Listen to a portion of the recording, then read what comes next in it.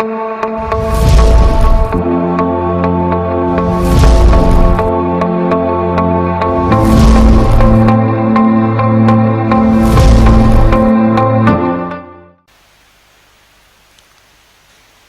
this question, we have to find molality, which is the moles of the solute divided by kg of the solvent, and the molarity is the moles of the solute divided by liter of the solution. So there is a very important problem solving tool. प्रश्न को आपको करना है तो कुछ उसमें assume करना पड़ता है. तो हमने अज्यूम किया कि जो इक्वल वॉल्यूम्स हैं तो 100 ml है. आप VML भी अज्यूम कर सकते हैं, लेकिन जितना हम उसको सिंपल रखेंगे वो बढ़िया रहेगा. तो टोटल वॉल्यूम जो हो गया वो हो गया 200 ml, or you can say 200 by 1000, that is 2 by 10, 0.2 liter, like this. Now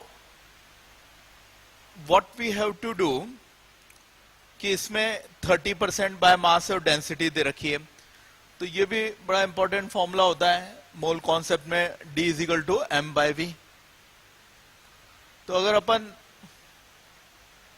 first solution में देखें और ऐसे ही सेकंड सॉल्यूशन में देख लें, तो अगर डेंसिटी 1.2 है और वॉल्यूम इतना है तो मास सॉल्यूशन का कितना हो गया? ये 1.2 दिया ही हुआ है, ये 100 है, तो 1.2 इंटू 100, तो यहां पे ये 120 ग्राम आ गया. और मास सॉल्यूट का निकाल लें, 30% है बाय 100, ये कैंसिल हो गए, 36 ग्राम. तो मास सॉल्वेंट का भी आ जाएगा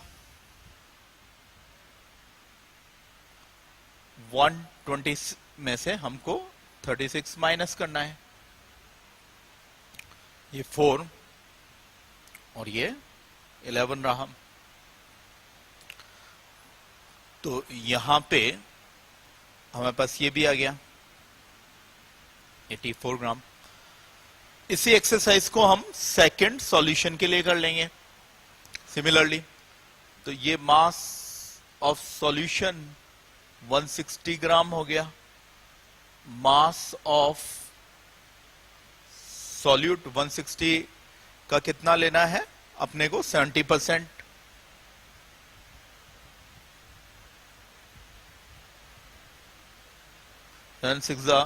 ये 42, 4 कैरी कर गया. तो ऐसे ये हमारे पास आ गया 112 ग्राम. अगेन इसमें मास ऑफ सॉल्वेंट देखें तो दिख ही रहा है 160 माइनस 112. तो ये जो हमारे पास आ गया वो 48 ग्राम आ गया.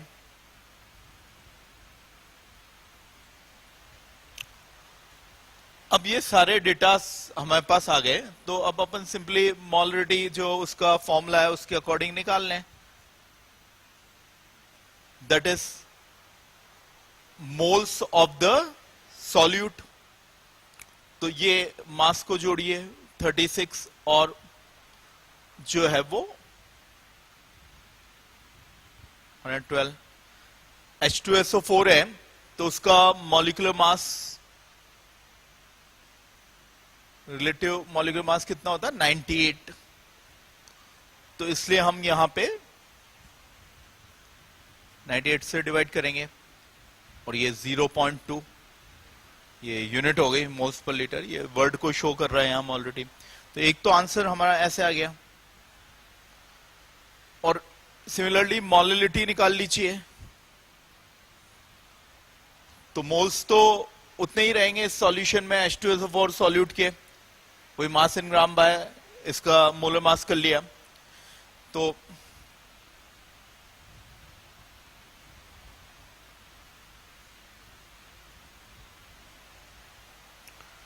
और नीचे क्या आएगा, kg ऑफ द सॉल्वेंट।